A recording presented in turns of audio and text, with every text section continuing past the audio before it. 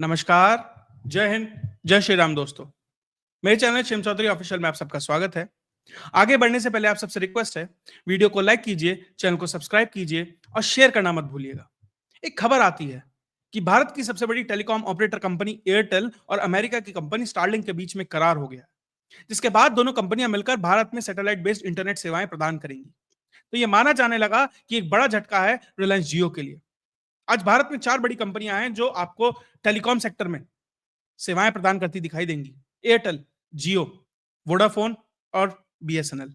BSNL सरकारी company है, वो तो अभी 4G लॉन्च कर ढोल पीट रही है। वोडाफोन और आइडिया जिस तरीके से कर्ज के अंदर दबी हुई है, तो उसका भविष्य भी बहुत उज्जवल नहीं दिखाई दे रहा। तो ये माना जाने लगा जो 2 कंपनियां बची हैं उसमें भी एयरटेल को एक बड़ी एडवांटेज हो गई है। भारत में आज सिर्फ 50% लोग ऐसे हैं जो हाई स्पीड इंटरनेट का इस्तेमाल कर रहे हैं। तो ये माना जाने लगा कि जो बचा हुआ मार्केट है उसके ऊपर जल्द ही एयरटेल स्टारलिंक के माध्यम से कब्जा कर लेगी। लेकिन फिर एक खबर आती है कि स्टारलिंक ने जियो के साथ भी करार कर लिया है। तो ये कुछ ऐसा ही है कि भारतीय जनता पार्टी और कांग्रेस एक तीसरी पार्टी के साथ अलायंस कर लें। तो क्या होगा राजनीतिक परिदृश्य? कुछ ऐसा ही भारतीय टेलीकॉम सेक्टर का परिदृश्य आपको भविष्य में होता दिखाई देगा। आज बात होगी कि किस तरीके से वर्तमान व्यवस्था में जो आपके घर इंटरनेट आता है और भविष्य में जो आएगा उसमें क्या अंतर है। बात होगी जो संचार क्रांति 2.0 की बात चल रही है, क्या उसमें इसका क्या योगदान होगा और राष्ट्रीय सुरक्षा के लिए क्या यह खतरा हो सकता है, जैसे बहुत सारे एनालिस्ट कह रहे हैं। और जो इलॉन मस्क है, जो उनकी परेशानियां धीरे धीरे चाइना और अमेरिका के अंदर बढ़ती जा रही हैं, क्या भारत से वो संजीवनी उन्हें मिलेगी? सबसे पहले कि वर्तमान और भविष्य की व्यवस्था किस तरीके से अलग होगी। अभी आपके घर जो इंटरनेट आता है वो टावर के माध्यम से आता है, फाइबर ऑप्टिक्स की केबल के माध्यम से आता है। पूरी दुनिया में जो इंटरनेट बहता है, ये जो इंटरनेट और डेटा एक जगह से दूसरी जगह पहुंचता है, वो फाइबर ऑप्टिक्स की केबल के माध्यम से पहुंचता है, जो समुद्र के नीचे और सड़कों में अलग अलग जगह आपने देखा होगा कि कंपनीज डालती रहती हैं। दुनिया की सबसे बड़ी कंपनी जो इस तरह के केबल्स बनाती है समुद्र के अंदर बिछने वाले, वो टाटा की ही कंपनी है। उसके बाद वो केबल से वो सारा का सारा डेटा आपके उस टावर तक आता है जो आपके घर के पड़ोस में लगा होता है, और वहां से वो आपके घर तक आता है। अब जो नई व्यवस्था है उसके अंदर डेटा जहां से चलना है, वहां से सीधा जो अंतरिक्ष में स्टारलिंक की 7,000 सैटेलाइट उपग्रह हैं जो धरती का चक्कर लगाते रहते हैं 24 घंटे, उसके पास जाएगा और वहां से सीधा आपके घर आएगा। जो सैटेलाइट का जो स्टारलिंक का जो उपकरण होगा, जो बॉक्स होगा, उसके पास आएगा, जो आपके घर में राउटर लगा होता है वहां तक आएगा। उसके बाद जो बीच का पूरा इंफ्रास्ट्रक्चर है, फाइबर ऑप्टिक्स का केबल है, टावर है, ये सब कुछ खत्म हो जाएगा। कहा जाने लगा कि इसके बाद खासकर उन इलाकों के अंदर जहां पर इस तरह का इंफ्रास्ट्रक्चर खड़ा करना ना ही सिर्फ मुश्किल है, बल्कि बहुत ज्यादा एक तरीके से कह सकते हैं महंगा है, वहां पर वो सेवाएं प्रदान करना ज्यादा आसान होगा। कोई समुद्र के बीच में आइलैंड है, कहीं कोई पहाड़ी इलाका है, कहीं बर्फ बहुत ज्यादा है, कहीं रेगिस्तान है, जहां तक पहुंचना मुश्किल है, वहां पर ये सेवाएं प्रदान करने के लिए ये बहुत ही अच्छा करार आप कह सकते हैं बिल्कुल है। स्टारलिंक भारत के अंदर लगभग 3 से 4 साल से आने का प्रयास कर रहा था। दुनिया के कई देशों में है, मतलब दर्जनों देशों में है, अब तो सैकड़ों में संख्या पहुंचने वाली है। वो चाह रहा था कि 3 साल से वो भारत के अंदर आए। उसने भारत के अंदर अपने उपकरण भी बांटने शुरू कर दिए थे, कुछ जगह सेवाएं भी देनी शुरू कर दी थी। लेकिन सरकार ने इसके ऊपर ऑब्जेक्शन उठाया कि आप बिना सरकारी अनुमति के ये चीज नहीं कर सकते। उसके बाद वो सारे उपकरण ना ही वापस लिए गए, बल्कि $99, जो लगभग 8,000 रुपए बैठता है, जो लिए गए थे वो भी वापस किए गए। लेकिन स्टारलिंक बार बार चाह रहा था कि भारत के अंदर किसी तरीके से प्रवेश मिले। ये व्यवस्था बदलती है डोनाल्ड ट्रंप के आने के बाद। जैसे ही डोनाल्ड ट्रंप आता है, सबको पता है कि डोनाल्ड ट्रंप को लाने के लिए जो सबसे बड़ा योगदान अगर किसी का है, या कह सकते हैं कि सिंगल हैंडेडली कोई व्यक्ति जिम्मेदार है, तो इलॉन मस्क है। और डोनाल्ड ट्रंप और भारत के संबंध जिस तरीके से आगे बढ़ रहे हैं, तो उसके बाद यह माना जाने लगा कि इलॉन मस्क के लिए भारत में जो एंट्री है वो सहज हो जाएगी, और वो दिख भी रहा है। क्योंकि डोनाल्ड ट्रंप और भारत के बीच में एक तरीके से क्विड प्रोको है, कुछ हम देंगे कुछ आप दीजिए। भारत ये एक्सपेक्ट करता है डोनाल्ड ट्रंप से कि भारत के अंदर शांति बनी रहे। जिस तरीके से अमेरिका का डीप स्टेट और पूरा का पूरा तंत्र भारत के अंदर किसी ना किसी तरीके से डिस्टेबलाइज करने का प्रयास करता है, भारत की सरकारों को गिराने का प्रयास करता है। भारत चाहता है कि वो सहयोग अमेरिका से मिले, तो अमेरिका भी उसके बदले भारत से सहयोग चाहता है। तो उसी तरीके से स्टारलिंक को भारत के अंदर यह अनुमति मिल गई है। भारत के अंदर एक तरीके से दोनों कंपनियों के साथ करार कर कर स्टारलिंक आ गया है। अभी 3 साल तक जो दिक्कत थी भारत में स्टारलिंक के साथ, सरकार की अप्रीहेंशन थी कि जो डेटा सिक्योरिटी है वो सबसे बड़ा इशू है। कि स्टारलिंक का जो डेटा है वो कहां रहेगा, क्योंकि भारत नहीं चाहता कि भारत का जो डेटा है, भारत के नागरिकों का जो डेटा है, वो विदेश में जाकर किसी और कंपनी के पास स्टोर हो। क्योंकि हमें याद है कि मोटोरोला का सारा सर्वर और डेटा कनाडा में होता था, और भारत में ये बड़ी दिक्कत थी। तब भारत सरकार ने उसके सर्वर्स को भारत में स्थापित करने की बात कही तो वहां पर भी परेशानियां हुई थी। लेकिन अब रिलायंस के माध्यम से, एयरटेल के माध्यम से वो डेटा भारत में रहेगा। उसके माध्यम से उनकी एक तरीके से कह सकते हैं मार्केट एक्सपीरियंस, एयरटेल का और रिलायंस का जो मार्केट एक्सपीरियंस है, जो कस्टमर बेस है, उसका इस्तेमाल होगा, और स्टारलिंक की जो टेक्नोलॉजी है उसका इस्तेमाल कर कर भारत के अंदर हाई स्पीड इंटरनेट दिया जाएगा। हाई स्पीड इंटरनेट की जरूरत बहुत ज्यादा है, कम से कम आने वाले समय में, क्योंकि जिस तरीके से AI, quantum computing, internet of things, इन चीज का विस्तार होगा, जिस तरीके से आपको हर चीज में इंटरनेट की आवश्यकता होगी और बेहतर इंटरनेट की आवश्यकता होगी, ये वो प्रोवाइड कराने में बहुत ज्यादा आसानी होगी। और जिस तरीके से सैटेलाइट का और दायरा बढ़ाया जा रहा है, 7,000 के ऊपर सैटेलाइट बढ़ाई जा रही हैं, तो वो और ज्यादा इसमें जो इंफ्रास्ट्रक्चर है उसे और मजबूत कर कर ये चीजें प्रोवाइड कराने की बात चल रही है। अभी बहुत सारे देशों में ये सब चीजें हो रही हैं। अब बात हुई कि किस तरीके से ये पूरा वर्तमान सेवा नई सेवा से किस तरीके से अलग होगी, किस तरीके से संचार क्रांति 2.0 की बात चल रही है। लेकिन इसके बाद जो सबसे बड़ी बात आती है वो आती है राष्ट्रीय सुरक्षा की। राष्ट्रीय सुरक्षा के लिए कितना बड़ा खतरा ये डील हो सकती है। सबसे पहली बात करूंगा मैं कंपनीज के आधार पर। इससे पहले जब जब तक ये करार नहीं हुआ था, एयरटेल ऑलरेडी वन वेब की एक कंपनी है, उसके माध्यम से कुछ इसी तरीके की सेवाओं का विस्तार करने का प्रयास कर रही थी कि internet based, satellite based internet सेवाएं होंगी, हम अपनी सैटेलाइट लॉन्च करेंगे और उसके बाद हम भी कुछ ऐसी सेवाएं भारत के अंदर प्रोवाइड कराएंगे। उसके बाद रिलायंस भी यूरोप की कंपनी के साथ ये प्रयास कर रही थी कि भैया हम भी कुछ ऐसी सैटेलाइट लॉन्च करेंगे और अपने देश में सेवाएं देंगे। लेकिन इन कंपनीज ने सोचा कौन इनोवेशन पे खर्चा करे, कौन R&D पे खर्चा करे, कौन दिमाग लगाए, एक बना बनाया प्रोडक्ट लाकर भारत में लॉन्च कर देते हैं। सीधा गए, स्टारलिंक से करार किया, अब भैया वो प्रोवाइड कराएगा, और ये मतलब एक दोनों को एक दूसरे का परस्पर सहयोगी बनाकर और काम कर लिया गया। सबसे पहला सवाल, क्या भारत की कंपनियां इनोवेशन करना भूल गई हैं? क्या R&D पे खर्चा करना उन्हें फालतू लगता है? इसलिए ऐसी कंपनीज का करार भारत में होता है और भारत के अंदर आती है। कभी हमने देखा था ईस्ट इंडिया कंपनी थी, किस तरीके से भारत में आती थी, भारत की कंपनी से या राजाओं से सहयोग करती थी और धीरे धीरे अपना वर्चस्व बड़ा कर लेती थी। कहीं ऐसा कुछ भारतीय कंपनियों के साथ भविष्य में तो नहीं होगा कि स्टारलिंक इनके सिर पर पैर रखकर आगे तो नहीं बढ़ जाएगी। ये भारतीय सुरक्षा के लिए कंसर्न्स हैं, राष्ट्रीय सुरक्षा के लिए जो खतरा है उसका सबसे पहला जो नंबर 1 पॉइंट है वो ये माना जा रहा है। क्योंकि किसी भी देश के लिए, किसी भी देश की सरकार के लिए सबसे बड़ी प्रायोरिटी होती है वहां की सेना, वहां की अर्थव्यवस्था और वहां का टेलीकॉम सेक्टर, कम्युनिकेशन डिपार्टमेंट।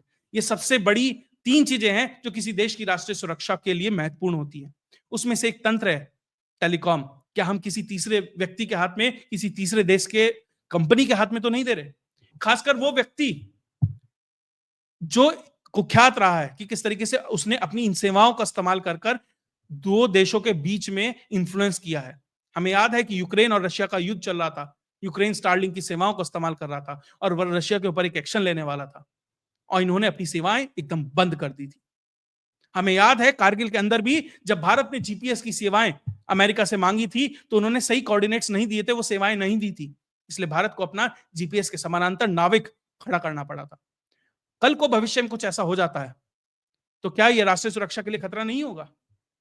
क्या ऐसा नहीं होगा कि भारत का युद्ध चल रहा है, भारतीय सेनाओं को कोई जरूरत है, या भारत में कोई क्राइसिस है, या भारत के अंदर एक पर्टिकुलर आइडियोलॉजी को प्रमोट करने के लिए इस तरह की सेवाओं का तो इस्तेमाल नहीं होगा? क्योंकि हमें याद है कि इलॉन मस्क किस तरीके से पहले उन्होंने ट्विटर खरीदा, उसके बाद आप ये देखिए जो आप तक डेटा पहुंचना है, आप किस तरीके से आपकी सोच डेवलप होगी, उसका इस्तेमाल वो ट्विटर से, वो सोशल मीडिया के माध्यम से कर सकता है।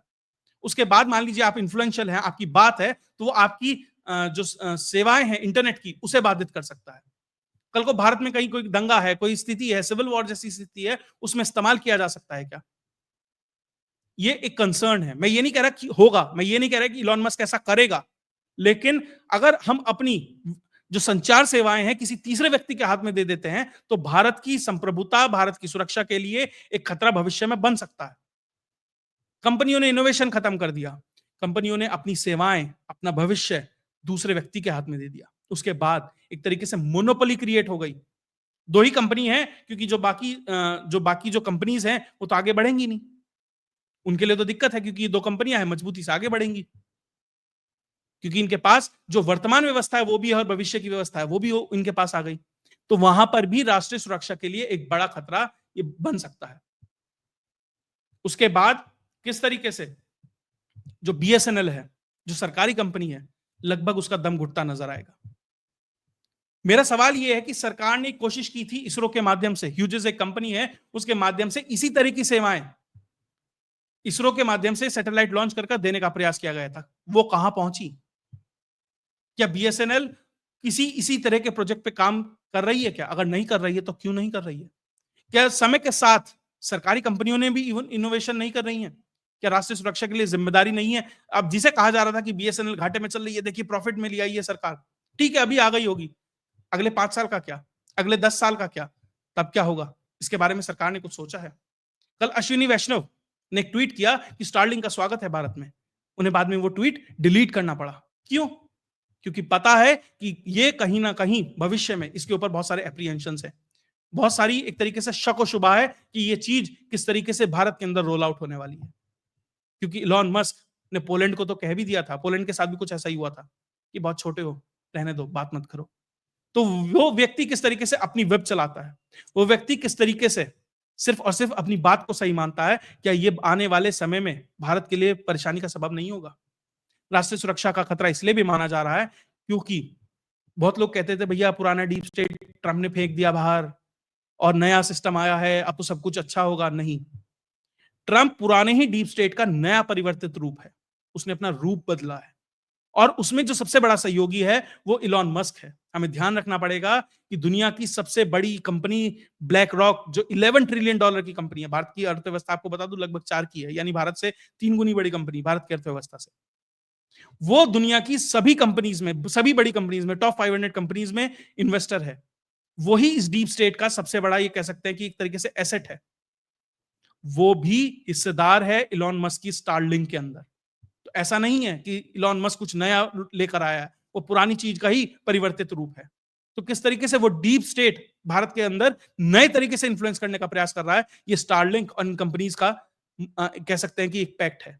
आपको बता दूं कि रिलायंस के अंदर भी ब्लैक रॉक का पैसा लगा हुआ है, क्योंकि वो ये मानते हैं कि भारत आने वाला नया बड़ा मार्केट है, इसके अंदर हमें अपना इन्फ्लुएंस जमाना है। तो वो धीरे धीरे भारतीय कंपनियों के माध्यम से ही कुछ अपनी कंपनियां लाएंगे, कुछ भारतीय में स्थापित जो कंपनियां हैं और कुछ भारतीय जो कंपनियां हैं उनके माध्यम से वो अपना इन्फ्लुएंस यहां पर बनाए रखना चाहते हैं। इसलिए ये जरूरी है कि जो ये आने वाला करार है, अभी होम मिनिस्ट्री से इसे क्लियर होना है। तो क्या इसके टर्म्स एंड कंडीशंस होंगी, डेटा कहां स्टोर होगा, जब डेटा की एक्सेस की बात आएगी सरकार को उसकी कितनी कह सकते हैं कि कितना डेटा एक्सेस करने को मिलेगा।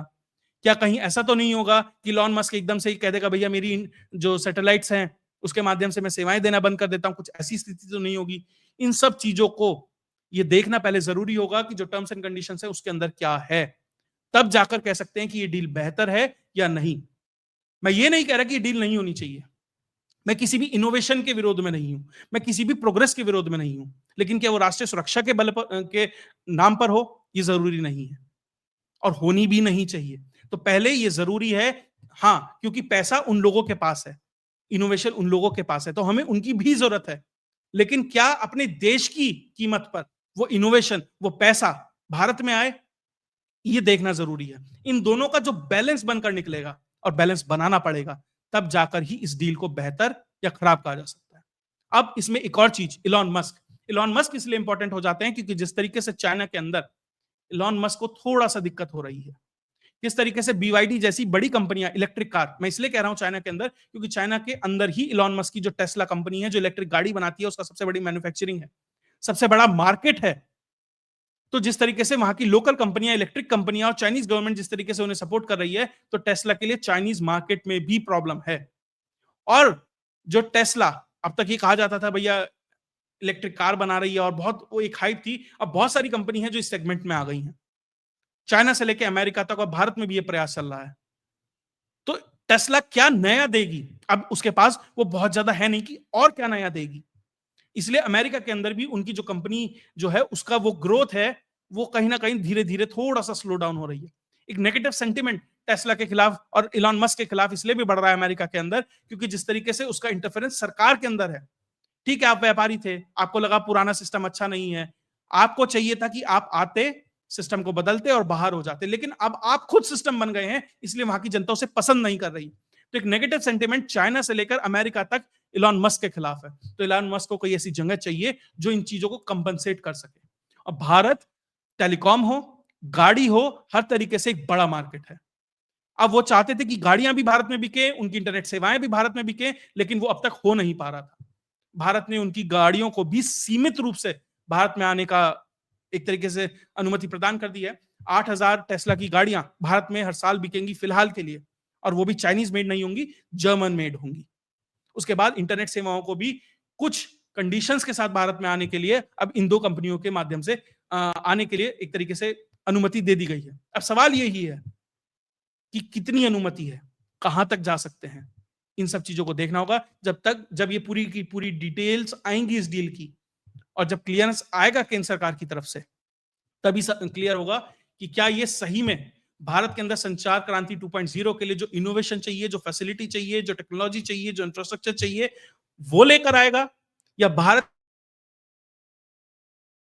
अंडमान निकोबार में 600 किलो मैथ के साथ कुछ लोग पकड़े गए थे तो उनके पास सैटेलाइट फोन थे। क्योंकि जब मणिपुर में जो ये इंसर्जेंट पकड़े गए थे, इनके पास भी स्टारलिंक से जुड़े उपकरण थे। तो हो सकता है कि कल को भारत के अंदर ही कोई अपराधी रहकर इनका इस्तेमाल करे और शायद भारत सरकार उन्हें ट्रेस भी ना कर पाए। अभी तो क्या है भैया, फटाफट फोन मिलाया, अंबानी जी फला जगह ये चीजें हैं, हमें ये डेटा चाहिए या ये सेवाएं रोक दीजिए। तो ये सब चीजें हैं, क्या आने वाले भविष्य में वो साबित हो पाएगा, क्या वो फलीभूत हो पाएगा, ये देखना बहुत जरूरी है। इसलिए अभी इस डील के लिए ना बहुत ऑप्टिमिस्टिक होइए, ना बहुत पेसिमिस्टिक होने चाहिए। अभी आने वाला समय क्या होता है, किस तरीके से चीजें निकल कर आती हैं, तब जाकर पता लगेगा कि भारत के पक्ष में है कि भारत के विरोध में है। अगर आपको ये वीडियो विश्लेषण अच्छा लगा तो वीडियो को लाइक कीजिए, चैनल को सब्सक्राइब कीजिए और शेयर करना मत भूलिएगा। जय हिंद, जय भारत।